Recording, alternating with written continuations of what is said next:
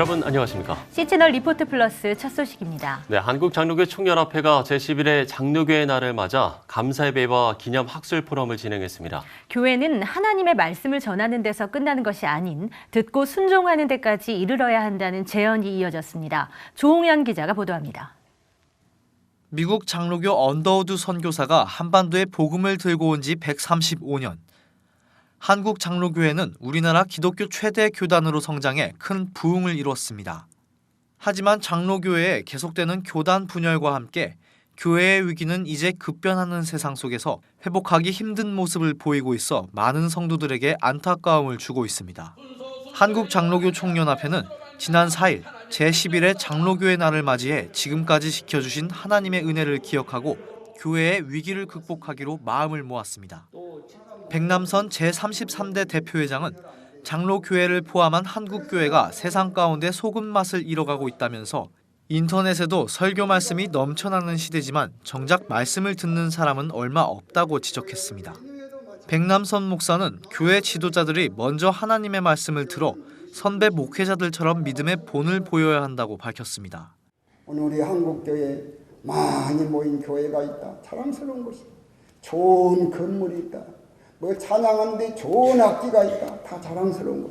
학박사가 많다. 자랑스러운 것. 여러분 그러나 하나님이 그것 보십니까? 하나님은 행함 있는 믿음을 보신 줄로 믿습니다. 하나가 되지 못했던 지난 시간들에 대한 회개, 예배의 회복과 시대의 희망을 이루는 교회가 되길 원하는 간구.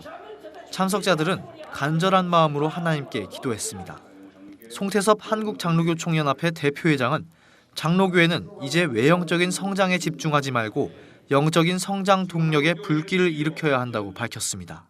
다시 한번 성장의 동력의 불길을 우리가 일으켜가지고 영적 재무장하여 우리 한장총이 다음 세대에 희망이 되고 또 희망을 주는 한장총이 되도록 우리 다 함께 노력합시다. 이번 장로교회 날에는 감사 예배에 이어 장로교회의 예배와 질서 회복을 주제로 학술 포럼이 진행됐습니다. 최윤배 장로회 신학대학교 교수는 장로교회의 예배와 예전의 전통에 대해 발표하면서 성령이 주도하시는 예배를 강조했습니다. 최윤배 교수는 참된 예배는 성경에 근거한 말씀 선포와 함께 이에 대한 응답으로서의 기도와 찬양이 동반돼야 한다고 밝혔습니다. 예배의 주도권을 예배의 물리적이고도 구조적인 어떤 것들에게 부여한 것이 아니라 성령님의 활동성에 부여한다. 칼빈도 굉장히 성령을 강조하지만 말대부처는 더 강조해요. 장로교가 이걸 잊으면 안 돼요. 장로교의 원조 말틴 부처나 칼빈이 성령, 예배의 주도권이 누구냐? 성령님이라는 거예요.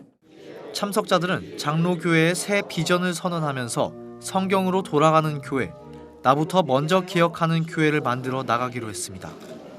C채널 뉴스 조홍현입니다. 한국기독교교회협의회 인권센터는 지난 4일 남영동 민주인권기념관에서 2019 한국교회 인권정책협의회를 개최했습니다. 정문자 국가인권위원회 상임위원은 기조연설을 맡았고 2일 난민인권네트워크 의장과 미료 차별금지법 제정연대 공동집행위원장 등은 난민인권과 소수자 인권 등을 주제로 발표했습니다. 이들은 한국 사회 곳곳에서 발생하는 인권 유린 가운데 교회와 관련된 부분이 적지 않다면서 다양성 속에 일치한 에큐메니컬 원칙을 지킬 때 난민과 동성애 문제 등을 해결할 수 있을 거라고 강조했습니다. 네, 순교자의 소리 창립자 럼브란트에 져서 구름같이 허다한 증인들이 출간됐습니다. 이번에 출간된 책은 신앙을 지키기 위해 역경을 견디며 사는 전 세계 기독교인들의 이야기를 담은 묵상집입니다. 폴리연숙 한국 순교자의 소리 대표는 럼브란트 목사는 기독교인들이 핍박받는 상황에서 어떻게 반응하는지를 중요하게 생각했다면서 영적 성장을 위해 박해를 받은 사람들을 만날 수 있다라고 말했습니다.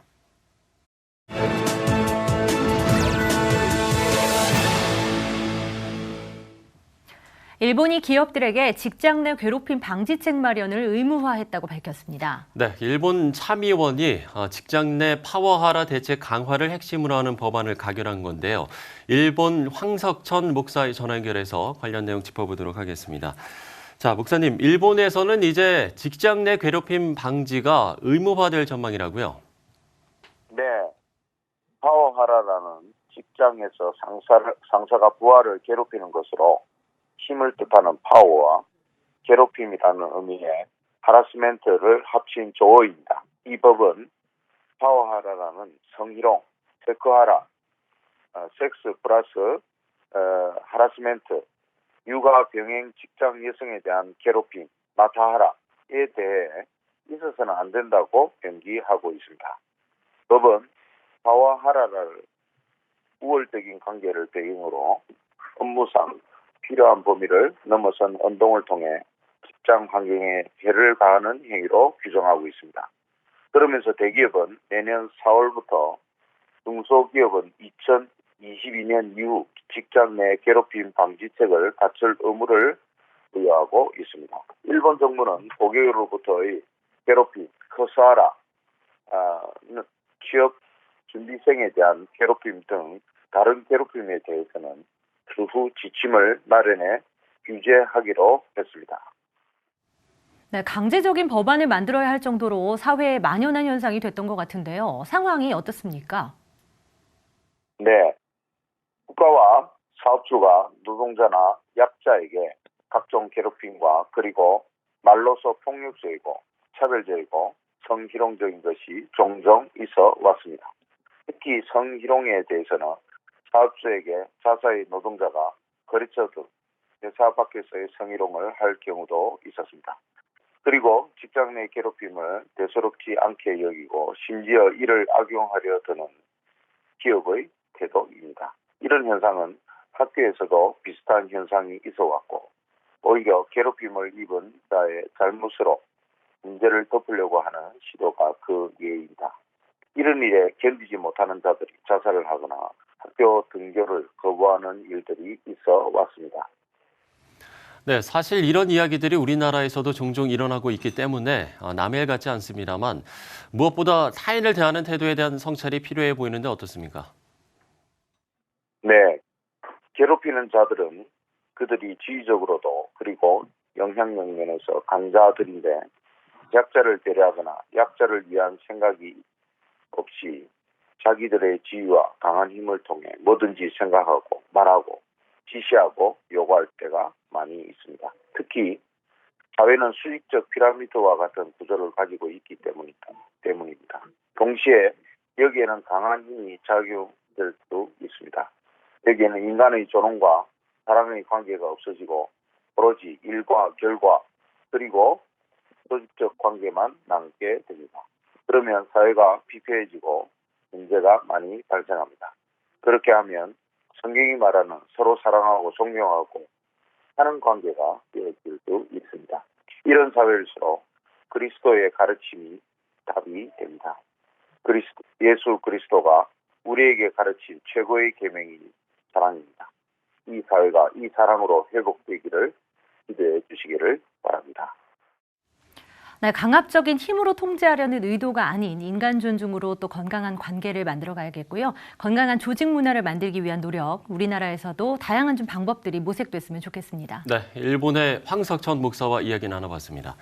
자, 개인주의로 흐르는 일본 사회라고 하지만 복음을 접한 사람들의 공동체는 확실한 변화를 만들어내게 되는데요. 미국으로 이민 온 일본 주부들이 복음 운동으로 건강한 공동체를 세워가고 있습니다. 미국에서 전해온 소식입니다. Religious movement is changing in Japan. In the past, the Japanese were largely indifferent to Christianity, and many people knew almost nothing about Jesus. According to studies, less than 1% of the population of Japan is Christian. For decades, temple worship and shrine visitation has become a major part of the Japanese family culture.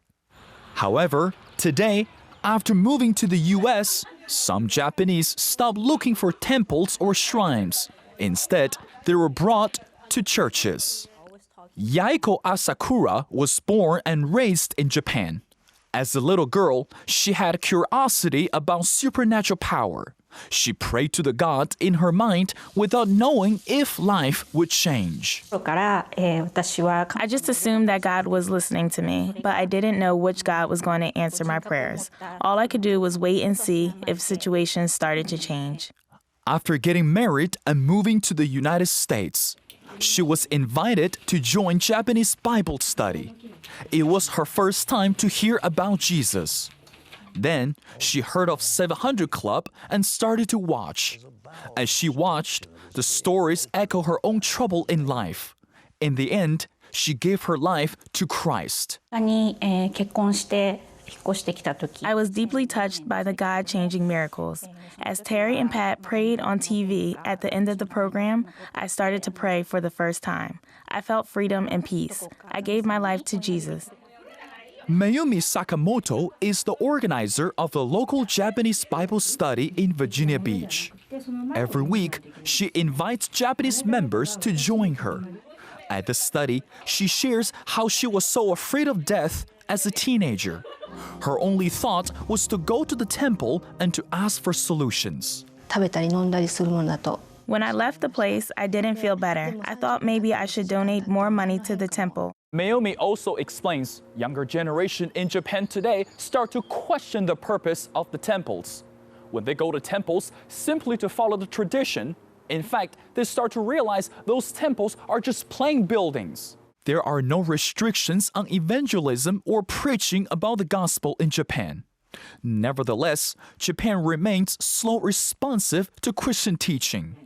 Mayumi and her group are going to open up more Bible small groups and train more Christian leaders for their nation. More importantly, they are eager to teach more Japanese younger generations the real way to eliminate fear and find peace. Mengfei Lee for CBN News.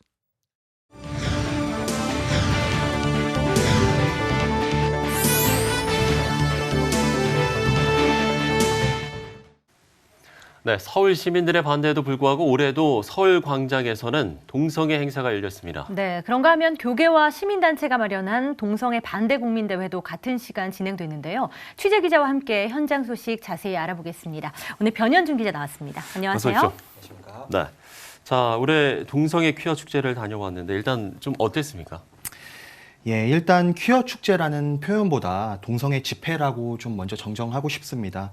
축제라는 것은 보통 모두가 함께 즐기는 것인데 네. 절대 다수의 눈살을 찌푸리게 하는 동성애 집회를 축제라고 하기는 조금 어렵기 때문에 정정하고 싶고요. 2019년 동성애 집회, 과도한 노출로 인한 선정성과 음란성 여전했습니다. 네, 여러 문제점이 올해에도 좀 드러났던 것 같은데요. 현장에 직접 또 다녀오셨잖아요. 상황 좀 자세히 전해주시죠. 앞서 말씀드린 대로 문란하고 선정적인 공연과 모습들이 시민들에게 아무런 제한 없이 노출되고 있었습니다. 예. 어린아이들부터 노인들까지 전혀 제한 없이 동성애 집회에 참여가 가능했고요. 특이했던 점은 10대와 20대로 보이는 앳된 청년들이 많았다는 것입니다. 화면을 보시면 제가 돌아다니다 받은 콘돔과 부채를 볼 수 있습니다. 부채 한쪽에는 콘돔을 사용하라는 내용이 적혀 있고요. 한쪽에는 에이즈 테스트를 하라고 적혀 있습니다. 이런 것들을 받은 청년들이 과연 어떤 생각을 가지게 될까요? 전 결국 건전한 결과는 가져다 주지 않을 것이라고 생각합니다. 네. 네. 뭐 이런 행사의 음란성도 문제가 되겠지만 특별히 또 5년 전부터 서울시청 광장에서 이런 행사가 치러졌다는 거 이것도 좀 문제가 되고 있는 것 같은데요. 예, 맞습니다. 5년째 동성애 집회가 열리고 있는 곳은 서울시청 앞에 위치한 서울광장입니다. 네. 네. 서울광장은 1년 내내 아이들 그리고 연인들, 가족들의 웃음소리로 가득한 서울의 대표적 공공장소입니다. 그렇죠. 그곳에서 대다수에게 환영받지 못하는 행사가 강행되고 있는 것인데요. 대다수가 환영하지 않는다는 것은 집회 전 진행된 여론조사를 보면 알 수 있습니다. 시민들 대부분이 서울광장에서 동성애 집회가 벌어지는 것을 반대한다는 것이 확인됐습니다. 네, 여론조사 결과가 왜 서울시 행정이 도대체 반영이 안 되는 것인가 좀 답답하기도 한데요. 서울 시민을 대상으로 한 설문조사, 구체적으로 좀 어떤 내용이었는지 살펴볼까요? 예, 지난달에 주식회사 여론조사 공정에서 예. 동성애 집회에 관한 여론조사를 진행했습니다.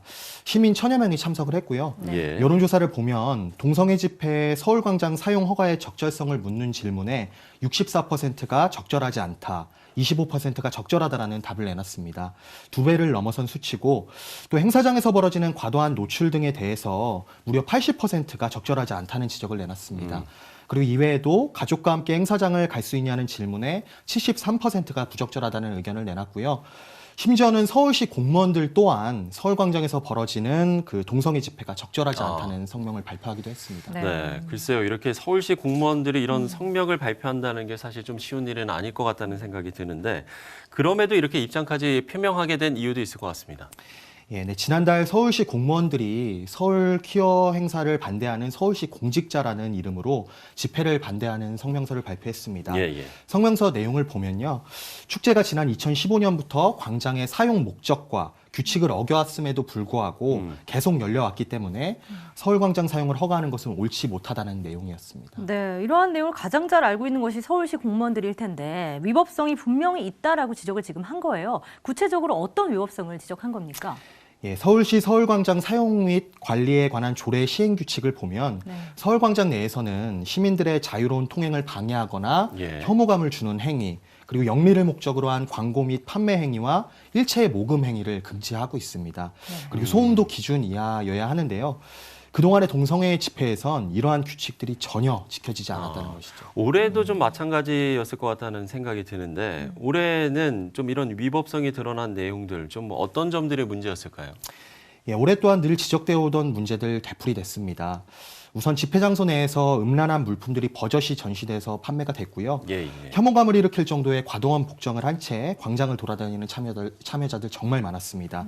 또 수십 개의 부스에서 물품 판매와 후원금 모금 행위가 계속됐습니다. 또 행사장을 둘러싼 그 경찰들의 바리케이트로 인해서 시민들이 또 자유롭게 통행하기도 어렸을 뿐더러 어린이를 동반한 경우에는 정말 선정적인 그런 전시물로 인해 더욱 다니기가 힘들었습니다. 광장 시행 규칙 전혀 지켜지지 않았습니다, 올해에도. 네, 제 주변에 학부모님들 굉장히 또 원성이 자자하더라고요. 이거 아이들이 봐도 되는 것인가? 바로 이제 노출되는 것이 문제가 굉장히 많다라는 지적이 끊임없이 이어지고 있는데요. 어찌 보면 이 소수자를 좀 보호한다는 미명 아래 다수의 권리가 침해되고 있는 것은 아닌가라는 생각이 좀 들어서 안타깝습니다. 이 교계에서의 대응도 있었죠. 예, 동성애 퀴어 축제 반대 국민대회가 개최됐습니다. 대회에서는 동성애의 여러 문제점들이 지적이 됐는데요. 크게는 동성애 집회가 차별금지법을 제정하기 위한 포석이라는 지적이 있었고요. 그리고 하나는 동성애가 각종 성병과 에이즈를 유발한다는 점이었습니다. 화면 보시죠. 세계보건기구 여러 나라들의 질병관리본부는 남성 동성애자를 각종 성병 그리고 에이즈 등의 감염에 취약함을 경고하고 있습니다. 에이즈의 경우 감염자의 90% 이상이 남성입니다. 10대, 20대, 30대 같은 젊은 세대에서 신규 감염자가 급격히 증가하고 있습니다. 동성애는 지구촌에서 떠나라! 동성애는 대한민국에서 떠나라! 동성애자 성소수자를 부당하게 차별하지 말라는 것을 표면에 내걸고 있지만 실제로는 중요한 목표를 숨기고 있습니다. 차별금지법, 동성애 반대 금지법을 제정하려고 하는 것이 가장 큰 목표입니다. 차별금지법 제정되면 동성애자를 차별한 것이 아니라 동성성행위를 반대하는 생각과 뜻을 표현만 해도 조사받고 벌금 징역 처벌받고 탄압을 받고 있는 것이 동성애 독재법, 차별금지법 제정된 유럽과 북미의 현실입니다. 여러분, 동성애를 반대하는 양심적인 우리를 범법자로 몰려는 차별금지법 제정 놔둬도 되겠습니까? 네, 이렇게 집회 장면도 저희가 보고 왔는데 일단 이번 대회는 종전에 열리던 맞불 집회와 좀 다른 성격으로 준비됐다라고 들었습니다. 뭐 특별히 퍼레이드도 있었다고요? 예, 대한문광장에서 세종문화회관을 거쳐서 숭례문을 돌아 다시 대한문광장으로 돌아오는 4km 구간에서 대규모 퍼레이드가 펼쳐졌습니다. 제가 그 퍼레이드를 동행하면서 시민들이 동성애와 동성애 집회에 대해서 어떻게 생각하는지 한번 들어봤는데요. 화면 보시죠. 정말 너무 마음이 아프고요. 우리 아이들이 이제 살아갈 세상인데 이 아이들이 정말 옳고 그름 없이 살아갈까 봐 너무 두렵고 그게 너무나 속상해서 그걸 알리고 싶어서 이렇게 나왔습니다. 반대가 적극 반대로 나가야죠. 절대 안 되죠. 이거는 나라를 보나 이렇게 지구촌에서 이런 건 막아야 됩니다. 질병을 또 유발할 수 있고 우리나라 또 군대가 있잖아요.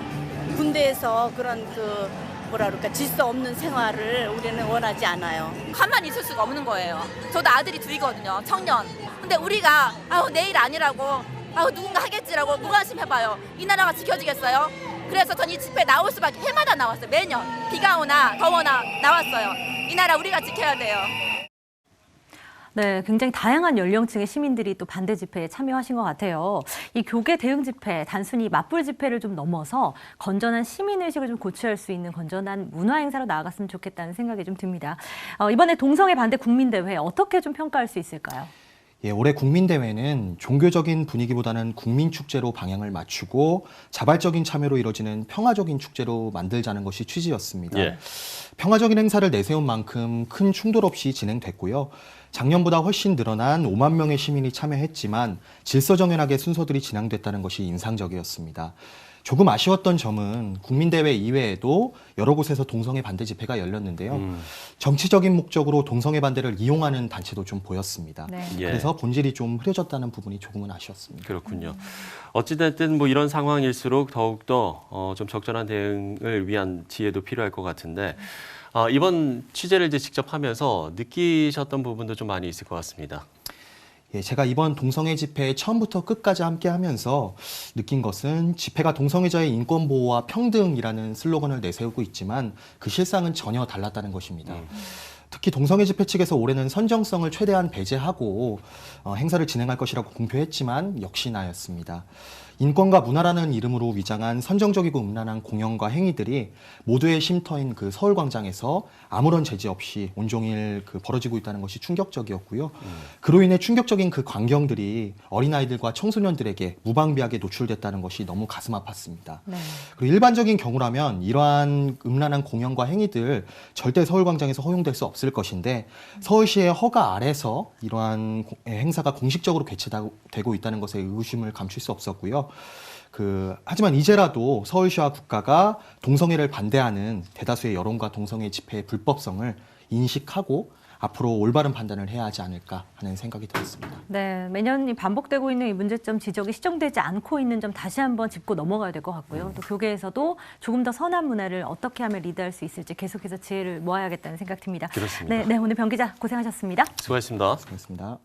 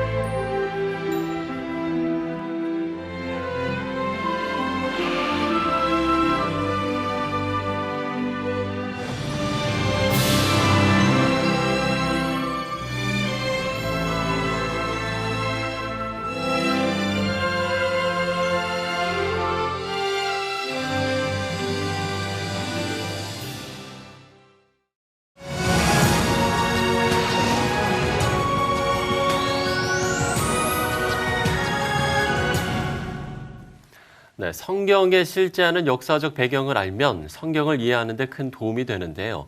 사실상 개인이 그런 공부를 하기는 쉽지 않습니다. 네, 그래서 고고학 분야를 연구한 분들의 도움을 얻게 되는데요. 성서 고고학 발굴과 연구를 위한 성경과 고고학이라는 전문 잡지가 이번에 창간 100호를 맞았다고 합니다.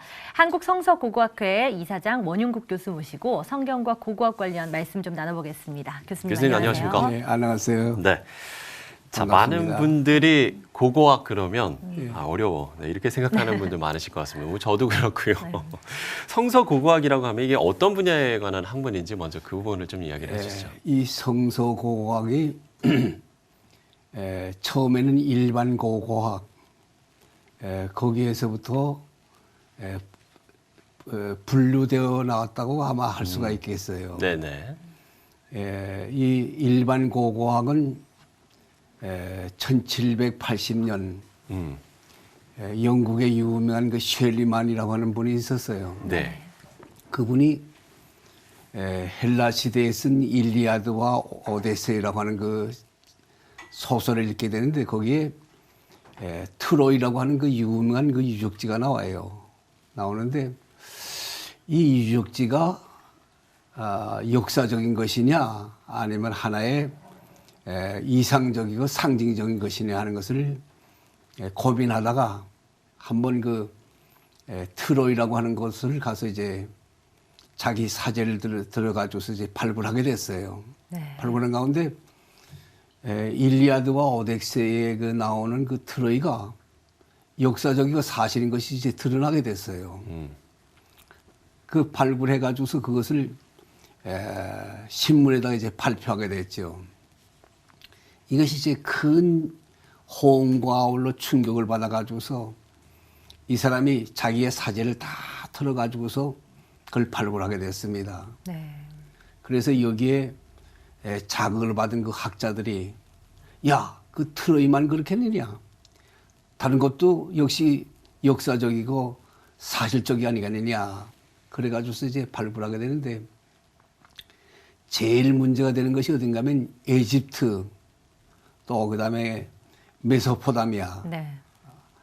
그다음에 이제 소아시아 그러니까 지금 터키지요. 네. 터키를 중심해서 여러 지역을 학자들이 가서 이제 답사하게 되었어요. 답사를 하게 됐는데 그때 이제 유명한 페츄리라고 후린도 페리트리라고 하는 분이 에집트 가서 에집트를 이제 발굴하게 됐어요. 네. 우리가 잘 아는 그 저희 피라미드 있잖아요. 예. 피라미드를 중심해서 여러 것을 발굴하면서 자, 이 에집트를 발굴한 가운데 에집트의 그 역사가 그대로 이제 드러나게 됐어요. 네.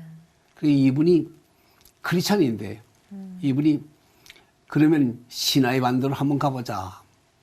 왜냐하면 그 저 성경에 보게 되면 그 저 시나이 반도가 나오니까 시나이 반도를 발굴하는 가운데 시나이 반도에서 많은 유적지가 발굴돼 가지고서 점점 북쪽으로 올라가게 됐어요. 네. 북쪽으로 올라가는데 북쪽에 제가 1987년도에 발굴한 그 라기스 네. 거기를 와서 이제 발굴하게 됐어요.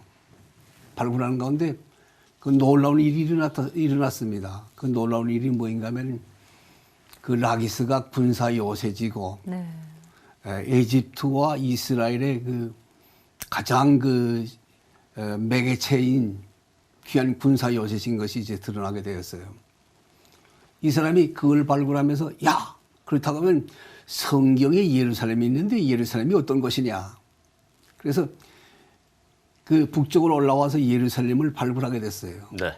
예루살렘을 발굴한 가운데 예루살렘이 드러나게 되었고 이 사람이 야, 이 이스라엘뿐만 아니라 이스라엘 전체를 발굴하자. 네. 그래가지고 여러 학자들과 같이 이제 발굴하게 됐어요. 그러니까 일반 고고학을 연구하다가 크리스찬들이 성경과 관계를 가지게 됐어요. 그러니까 성경에 기록된 모든 것이 역사적이고 사실인 것이 드러나게 되는데 그로 말미암아 이제 일반 고고학에서 성서 고고학이 나와가지고서 성경에 기록되어 있는 여러 나라와 그 유적지를 발굴하게 됐죠. 네.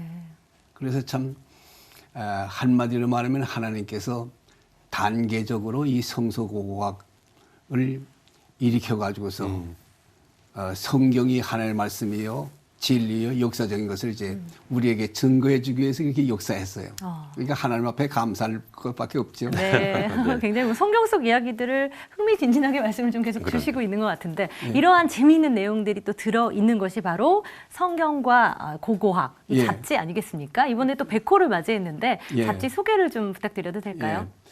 이 성서 고고학은 처음에는 우리 한국에 1980년대까지만 해도 이 성서 고고학이라는 말을 없었어요. 네. 또 들을 수가 없었어요. 연구하는 분들이 없었어요. 없었는데 제가 이 신학자로서 이제 이 대학에서 연구하다 보니까 특별히 구약을 연구하게 됐어요. 네. 구약을 연구하다 보니까 이 구약이 대개 이제 일반 사람들은 하나의 신화요 전설인 줄 안단 말이에요. 네. 근데 하나님의 말씀이 신화와 전설일 수가 있겠느냐? 분명한 그 증거물이 있을 것이 아니냐. 그 증거물을 찾게 됐어요. 근데 제가 그 구약학을 연구하면서 신약을 가지고서 저기 교회에서 목회하다 보니까 누가복음 19장 그 40절에 보게 되면 예수님께서 예루살렘으로 올라가시면서 공생의 마지막에 올라가시면서 네. 베다니에서 그 나귀 새끼를 타고 올라가지 않았어요? 그때 제자들과 따르는 사람들이 짐승에게다가 옷을 펴고 예수님이 올라타게 하시고 네. 그 앞에 가면서 호산나 호산나 이제 나뭇가지를 흔들면서 그러잖아요. 그때 바리새인과 서기관들이 예수님께 예수요 저 사람들로 하여금 외치지 못하게 하세요. 네. 그랬거든요. 그때 네네. 예수님께서 하시는 말씀이 저들이 잠잠하면 돌들이 소리 지른다. 야 돌들이 소리 지른다. 이거 분명히 거기에 무슨 깊은 뜻이 있다고 말해요. 네. 하나님의 아들이요 우리의 구주이신 주님이 그런 말씀했을 때 무슨 의미가 있지 않느냐 해가지고서 제가 퀘션 마크를 치고 있을 때 이 성서고고학을 이제 연구하게 됐어요. 네. 그때 성서고고학을 연구한다고 하니까 제 친구 가운데 목사님들이 원 목사 골동품 장사하려 그래? 그래서 네. 그 모르는 분들이 그런 말 하니까 어떻게 합니까? 그래요. 제가 골동품 장사할 테니까 돈 모았다가 이 다음에 필요한 골동품 사가세요 그랬죠. 네. 그래가지고 이제 한 10년이 지난 다음에는 저보고서 성서고고학의 독보적인 존재다. 네. 이제 이렇게 말을 붙여주대요.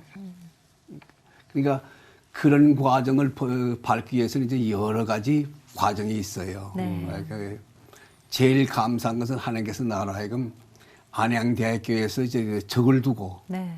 이 성서고고학을 연구하면서 시작하게 했고 이제 성경과 고고학, 그래서 성서고고학에서 성경과 고고학이라는 이제 잡지를 내게 됐죠. 그런 많은 부분들이 이제 담겨 있는 잡지라고 할 수가 있겠네요. 예. 그야말로. 예. 그 일반 사람들에게 사실 제가 앞서서도 이야기를 했지만 이 예. 고고학이라고 하면은 이게 좀 어렵거나 네. 좀 재미가 없거나 이렇게 좀 생각하시는 분들도 많잖아요. 저희가 예. 좀 쉽게 좀 흥미롭게 다가가려면 좀 어떻게 접근을 하면 좋을까요? 지금은 이 성서고고학이 일반 사람들에게 또 뿐만 아니라 우리 크리스찬들에게 어려운 것이 되어 있지 않습니다. 네. 제가 맨 처음에 시작할 때는 이제 1960년도였는데 네. 그때는 정말 참 외롭고 답답하고 소외당하고 미래가 암담했는데 지금은 이제 완전히 기반을 닦아놨어요. 왜 닦아놨는가 하면 제가 전경하고 가장 가까이 지내는 분이 있었어요. 지금 성실대학에 기독교 박물관이 있잖아요. 네네. 그 기독교 박물관을 창설한 김양선 목사님. 그분이 남산공원에 그 신사짜리 그 한편에 조그마한 그 건물이 있었는데 네. 네. 거기에 우리 한국 기독교 유물을 전시하게 됐어요. 그래서 제가 거기 자주 드나들게 됐죠.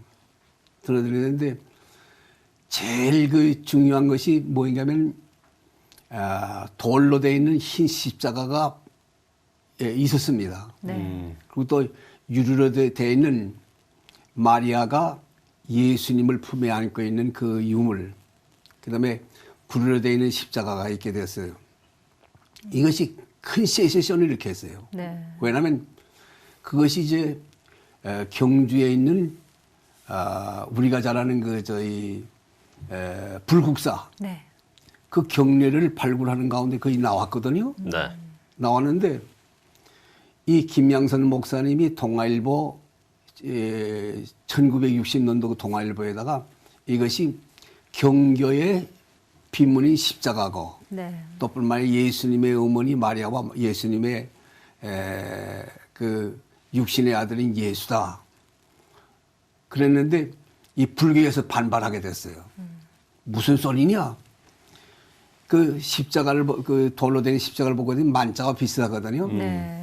그 뿔이 부러지게 되면은 그 십자가가 되는 거예요. 불교에서 그것이 바로 만자가 뿔이 부러져 가지고서 십자가처럼 된 것이다. 또 뿐만 아니라 그 어머니가 아기 안고 있는 것은 석가모니 어머니가 석가모니를 안고 있는 것이다. 네. 그랬어요. 그 이제 신문에 또 뿐만 아니라 이 방송국에 그러니까 그 당시에는 그 라디오 방송국에 네. 논쟁이 됐어요. 그래서 이 김양선 목사님이 승실대학 그 사학부 과장이었는데 학생들 다니고 다시 이제 그 경주 불국사에 가서 발굴하게 되는데 그때 구리로 된 십자가가 나왔어요. 그거를 신문에다가 사진을 올리면서 이것도 이제 만자가 그 뿔이 부러진 이게 그 것이냐? 그건 부인할 수가 없단 말이에요. 그래서 그만 불교에서 패하고 말았죠. 그거를 제가 그걸 알았어요. 그 박물관에 들어가면서 알게 되는데. 네. 그러다가 제가 그 대한 예수교 장로회 신학교를 마치고 그 다음에 이제 그 승실대학 철학과 네. 철학과에 가서 이제 그 공부하게 되는데 그때 김양선 목사님을 자주 만났어요. 김양선 목사님이 한 번은 저보고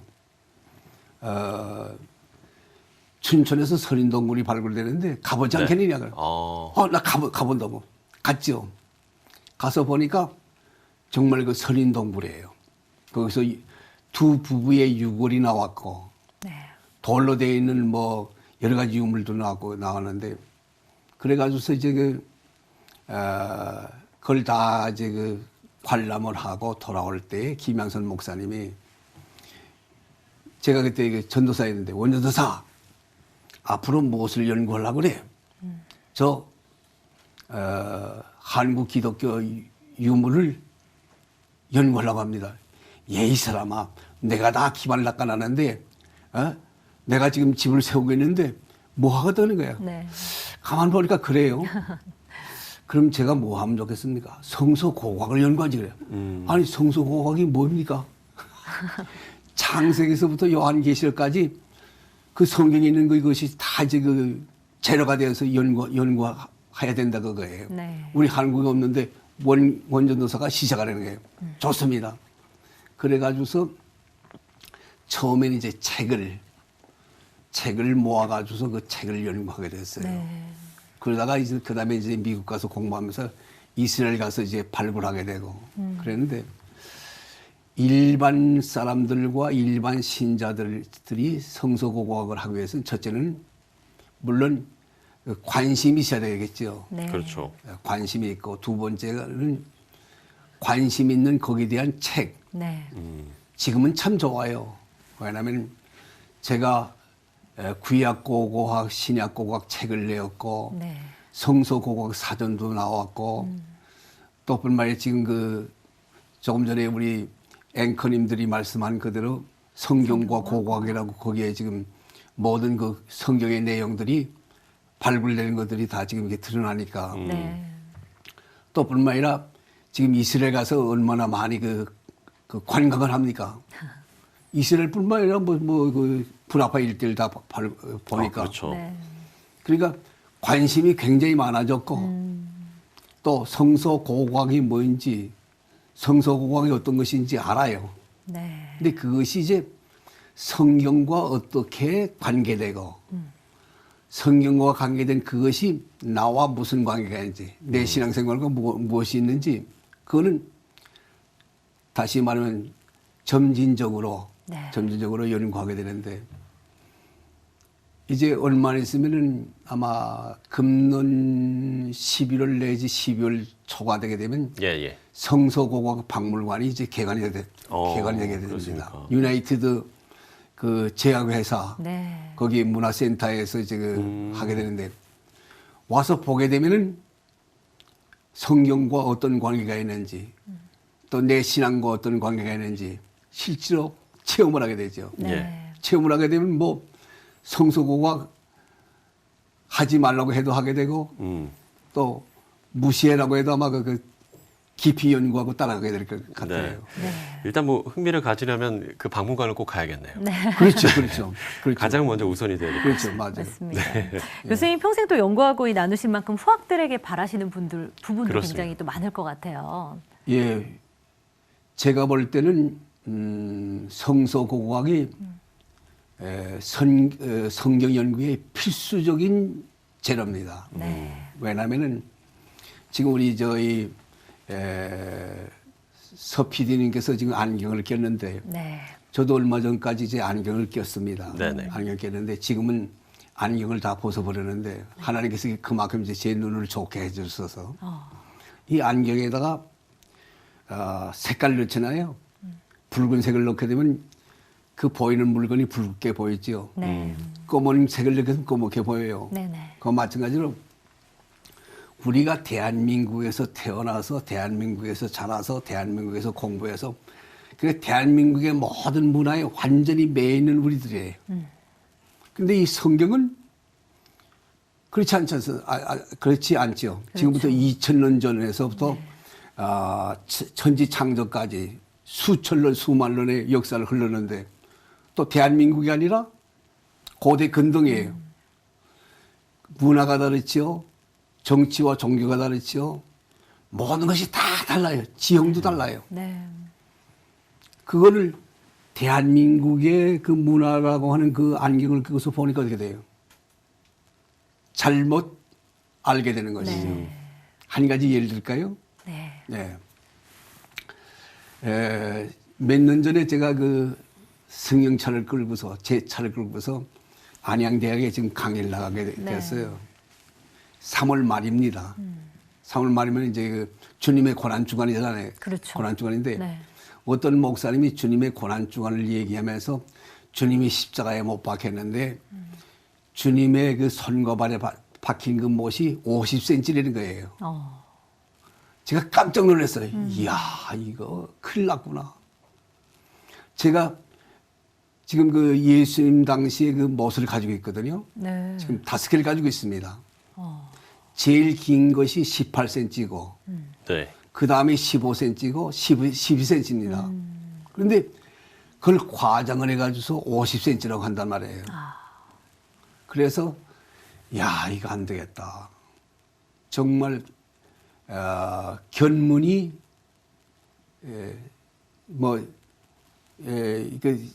백문이 불여일견이라고. 그러니까 한 번 보는 것이 100번 듣는 것보다 낫잖아요. 그래서 그때부터 제가 그 결의와 각오를 하고서 유물을 구입하게 됐어요. 성서고고의 유물을 특별히 감사한 것은 하나님께서 제게 이제 11조 제가 신학대학 교수로서 교회를 맡고 있지 않으니까 그 11조를 가지고서 유물을 구입하게 돼서 제가 2번을 그 저희 전시회를 했습니다. 하나는 곤지암에서 1980년도에 그 다음에 이제 신도림에 있는 테크노마트에서 그걸 이제 전시를 하게 됐어요. 성지순례하고 오신 분들이 그걸 보고서 놀라는 거예요. 성지순례하는 것보다는 성서고고학 박물관에서 보는 것이 더 살아있고 더 신앙과 진리 안에서 사는데 더 힘이 된다는 거예요. 그래서 야, 그렇다고 하면은 이걸 보급을 해야 되겠다. 보급을 하는데 뭐 지금은 우리 C 채널도 있고 또 뿐만 아니라 CTS도 있고 많은 그 기독교 방송국이 있잖아요. 여기에서 이제 그 성지 순례한 분과 이제 발굴한 분들이 방송을 하니까 굉장히 많은 도움 받는데 내 생각에는 나는 뭐 방송국을 가지고 있는 사람이 아니니까 라디오도 있는 사람이 아니니까 라디오 스튜디오에 있는 사람이 아니니까 한국 성서고고학회를 조직해 가지고서 내가 가서 발굴한 그것을 또 내가 가지고 있는 그 재료를 그걸 연구해 가지고 발표해야 되겠다. 그래 가지고서 성경과 고고학 그것이 지금 25년이 됐어요. 1994년부터 지금 100회가 됐는데 그러니까 한마디로 말하면 성경을 연구하고 신앙생활하는 데 도움되기 위해서 이 성경과 고고학을 내게 됐습니다. 예. 참 교수님의 귀한 경험담까지 저희가 들어봤는데요. 네. 그야말로 좀 많은 성도들이 좀 이런 고고학에 좀 관심을 가졌으면 좋겠다는 생각이 듭니다. 뭐 말씀을 해주셨지만 정말 아는 만큼 우리가 보인다는 이야기를 하잖아요. 맞아요. 네. 예. 그렇기 때문에 정말 우리가 또 올바른 성경을 알려고 하면 그만큼 이런 부분에 대해서 성경 역사에 대해서도 좀 깊이 있게 공부해야 될 것 같습니다. 자, 한국 성서고고학회 이사장 원윤국 교수와 이야기 나눠봤습니다. 교수님 오늘 말씀 고맙습니다. 감사합니다. 예, 감사합니다. 예.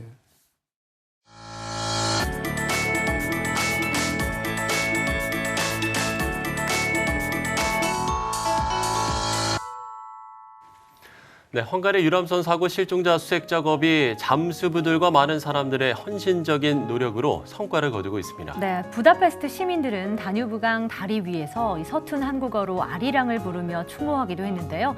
생사 확인을 기다리는 가족들에게 큰 위로가 됐다고 합니다. 네, 슬픔을 이겨내게 하는 힘은 잘잘못을 가리는 게 아니라 바로 이런 공감과 또 위로일 겁니다. C채널 리포트 플러스 오늘 순서는 여기까지입니다. 네, 시청해주신 여러분 고맙습니다.